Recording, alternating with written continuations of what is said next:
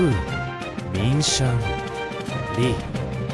この世のすべてを手に入れた猫海賊王、ニャン・ロジャー。彼の死に際の一言は、すべての猫を海へ駆り立てた。俺の財宝か。欲しけりゃくれてやるぜ、サガ。この世のすべてをそこに置いてきた。世はまさに大猫海賊時代。